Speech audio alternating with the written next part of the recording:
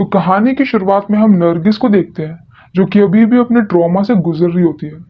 Movie के first part में उसका किडनैप हो गया था, जहां पर कई बार उसका रेप हुआ था और अभी भी वो उसी ट्रॉमा में है, जिसकी वजह से उसकी मैरिड लाइफ भी खराब हो रही थी। और आज अपनी एनिवर्सरी के दिन भी उसका मूड खराब होता है।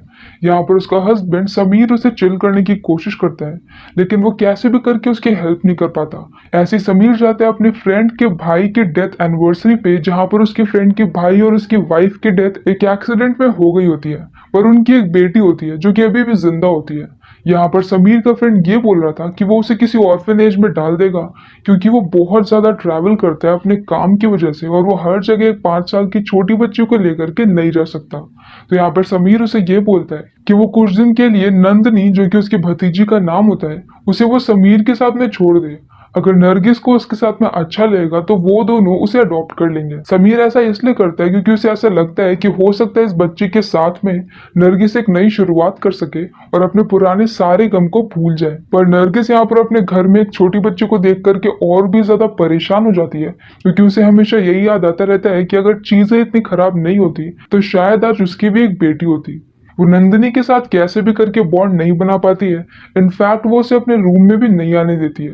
नंदिनी का रूम अलग होता है, जबकि वो एक छोटी बच्ची होती है।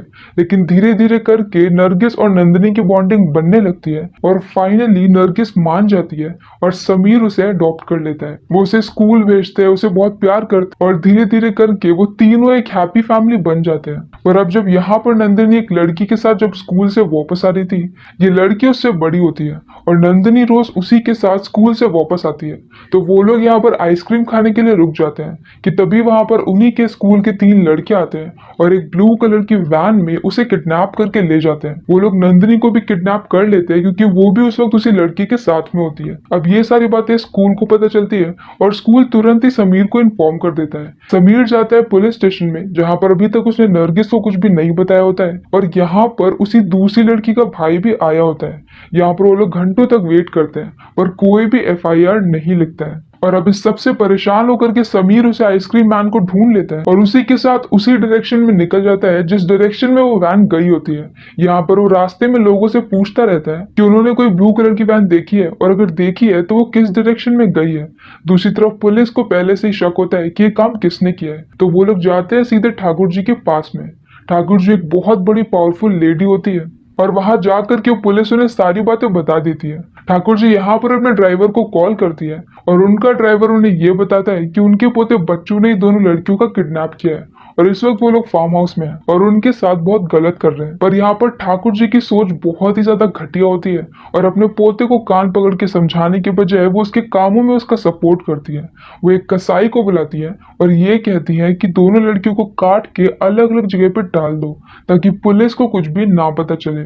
और पुलिस उनसे डरती है इतनी ज्यादा कि वो लोग इस केस में बिल्कुल भी आगे नहीं बढ़ सकते हैं। दूसरी तरफ समीर यहाँ पर लोगों से पूछते पूछते एक गांव के खेत में पहुंच जाता है।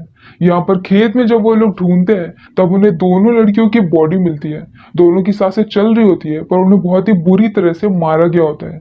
वो लोग उन्हें तुरंत ही हॉस्पिटल में लेकर के जाते हैं, जहाँ पर हॉस्पिटल में नंदिनी की डेथ हो जाती है और वो जो दूसरी लड़की होती है वो कोमा में चली जाती है।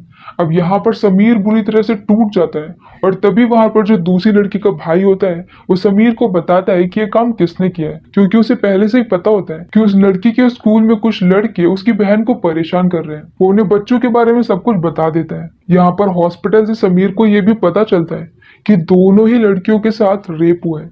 जब ये सारी बातें नरगिस को पता चलती है तब वो समीर से और भी ज्यादा दूरियां बना लेती है। वो ये कहती है कि जब तक उसकी बच्ची के रेपिस्ट को सजा नहीं मिल जाती है तब तक उनके बीच में कुछ भी सही नहीं होगा। अब ऐसे कुछ वक्त बीत जाता है, पर पुलिस यहाँ पर कोई भी इन्वेस्टिगेशन नहीं कर रही होती और केस वहीं पर टिका होता है। एक दिन समीर को बहुत ज्यादा गुस्सा आता है और वो जा करके उसी केस को हैंडल करने वाले पुलिस वाले के घर में जाकर के उसे बहुत पीटता है और उससे पूछता है कि वो इन्वेस्टिगेशन क्यों नहीं कर रहा है।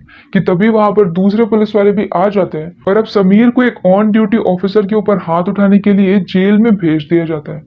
यहाँ पर जेल में ठाकुर जी उसे मारने के लिए एक दूसरे आदमी को भेजती है, जो कि पहले से ही जेल में होता है। अब ये सारी बातें यहाँ पर जेल में हर किसी को पता होती है और ऐसे ही समीर का जो सेलमेट होता है उसे भी पता होती है। समीर का सेलमेट उसे एक कैंची देता है और ये कहता है कि अगर वो इस आदमी से बच गया तो फिर वो उसकी हेल्प करेगा। समीर यहाँ पर उस आदमी से बच जाता है और उसे मार देता है और अब फाइनली उसका सेलमेट उसकी हेल्प करने के लिए मान जाता है। उसका सेलमेट एक कसाई होता है और बाहर उसकी फैमिली होती है। और वो आदमी जिसे कि ठाकुर जी ने बोला था कि दोनों लड़कियों को काट करके मार दो, वो इन लोग का दुश्मन होता है। तो यहाँ से ये कसाई उसकी हेल्प करने के लिए रेडी होता है और अब कुछ वक्त बाद समीर भी जेल से निकल जाता है। यहाँ से जैसे वो निकलता है वैसे वो अपने कसाई फ्रेंड के घर पे जाता है, जहाँ पर उसे ये पता चलता है कि उनके दुश्मन कसाई का एक इलाका है और इस इलाके में काफी दिनों से ठाकुर जी के घर से खाना आ रहा होता है। समीर समझ जाता है कि वहां पर कोई ना कोई तो जरूर है, हो सकता है वो बच्चों ही हो। तो इसलिए वो मुहर्रम के दिन वहां पर जाता है और अटैक करता है। जब वो एक एक करके सबको पीटते हुए अंदर पहुंचता है तब वो ये देखता है कि वहां पर तो ड्राइवर, वो कसाई और बच्चों का एक दोस्त होता है। वो कसाई को तो वहीं पर मार देता है और वो ड्राइवर को और बच्चों के दोस्त को उसी जगह पर लेकर के आता है जहां पर उन्हें नंदनी और वो लड़की मिली थी। ड्राइवर यहाँ पर बोल देता है कि उसकी कोई भी गलती नहीं है, वो लोग उससे बहुत ज्यादा पावरफुल है और वो उनके अगेंस्ट कुछ भी नहीं कर सकता है और उसकी बेटी के साथ गलत करने वाला यही है। जैसे समीर को ये पता चलता है उसका गुस्सा आउट ऑफ कंट्रोल हो जाता है और वो उसी वक्त उस लड़के को मार देता है और उसे पेड़ से टांग करके चला जाता है। साथ में वो ड्राइवर को भी अपने साथ में रख लेता है क्योंकि अब ड्राइवर एक विटनेस है जिसने कि सब कुछ होते हुए देखा था कि कैसे उसके बच्ची के साथ और उस लड़की के साथ गलत हुआ है। आगे वो एसआई जो इस केस को हैंडल कर रहा था वो जा करके समीर से मिलता है और वो उसे समझाने की कोशिश करता है कि वो कैसे भी करके उसकी हेल्प नहीं कर पाएगा और उसे इंसाफ भी नहीं दिला पाएगा। यहाँ का जस्टिस ऐसा ही होता है, इसलिए अब समीर को अपने आप ही जस्टिस करना पड़ेगा और अब वो उसे बच्चों की लोकेशन बता देता है।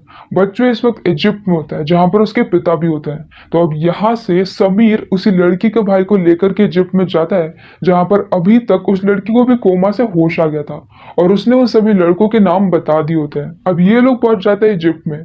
इजिप्ट में जाकर के समीर यहाँ पर एक किलर को हायर करता है, साथ में काफी सारे इलीगल गन्स लेता है और पहुंच जाता है बच्चों को मारने के लिए।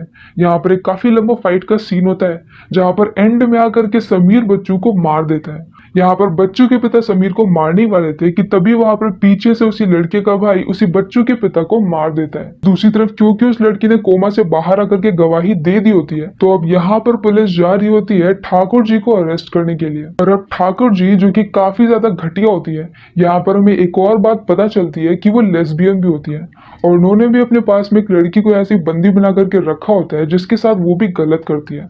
और ऐसे ही जब वो लास्ट टाइम भी उसे परेशान करती है तो अब उस लड़की का पारा पार हो जाता है और वो बालों में लगाने वाली पिन को उसकी गर्दन पे मार देती है, जिससे कि ठाकुर जी की भी वहीं पर डेथ हो जाती है। और समीर फाइनली इजिप्ट से वापस आ जाता है जहां पर उसे ये पता चलता है कि नरगिस एक बार फिर से प्रेग्नेंट है। और यहाँ पर मलिहाबाद जहां पर समीर रहता होता है वहां के लोग समीर को बहुत ज्यादा पसंद करने लगते हैं और उनके लिए वो मसीहा होता है। साथ में काफी सारी पॉलिटिकल पार्टीज उसे टिकट देने के लिए भी आ जाती है और यहीं पर ये मूवी खत्म हो जाती है। इस मूवी का नाम था खुदा हाफिज चैप्टर 2 जो कि 2022 में रिलीज हुई है। इसकी IMDb रेटिंग है 9.0 आउट ऑफ 10। तो अगर आपको हमारा एक्सप्लेन पसंद आया हो तो प्लीज हमारी वीडियो को लाइक करें, शेयर करें और हमारे चैनल को सब्सक्राइब करें। तो मिलते हैं नेक्स्ट वीडियो के साथ। Bye bye.